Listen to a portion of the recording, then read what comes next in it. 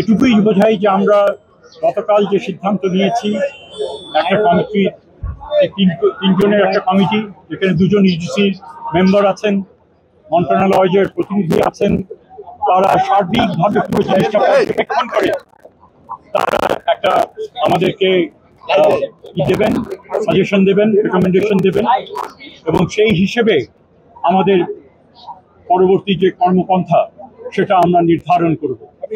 এটা অত্যন্ত দুঃখের বিষয়।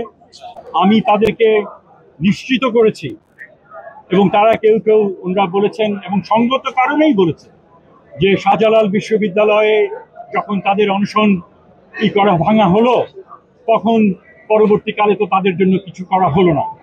আমি বলেছি যে তিনি যেটা করেছেন, কেন করেছেন সেটা আমরা জানি না, আর সেখানে তিনি ছিলেন রাষ্ট্রের হয়ে, তিনি প্রতিনিধি একজন, তাদের চেতনায় উজ্জীবিত একজন বুদ্ধিজীবী হিসেবে, যার উপরে অনেকে আস্থা রেখেছিলেন যে তিনি হয়তো কথা রাখবেন এবং তার কথা ডেলিভার করবেন। সেটা তিনি করেন না, এটা তার বিষয়, এখানে আমার কিছু বলার নেই।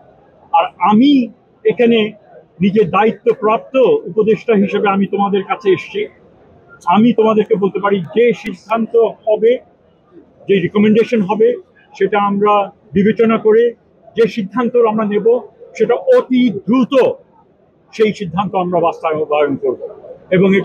এবং আমি এটাও তাদের সাথে একমত হয়েছি যে তোমাদের এই যে একটা সন্দেহ, এটা অত্যন্ত বাস্তব ভিত্তিক সন্দেহ, কিন্তু আমি কি দাবি করব তার উপরে না, আমার কাজ দেখে তোমরা তখন জাজ করো যে ওই প্রতিশ্রুতি আর এই প্রতিশ্রুতির মধ্যে কোনো পার্থক্য হবে কিনা। আমি আর কোনো প্রশ্ন আমি আমি আমি তাদেরকে জিজ্ঞেস করো। আমার ধারণা আমি কিছুটা হলেও তাদের আস্থা অর্জন করতে সক্ষম হয়েছি, কিন্তু এটা এই দাবিটা আমার মুখ থেকে বেশি হলে তারা তাদেরকে বলেন যে উপদেশটা আসলো কি মনে হয়।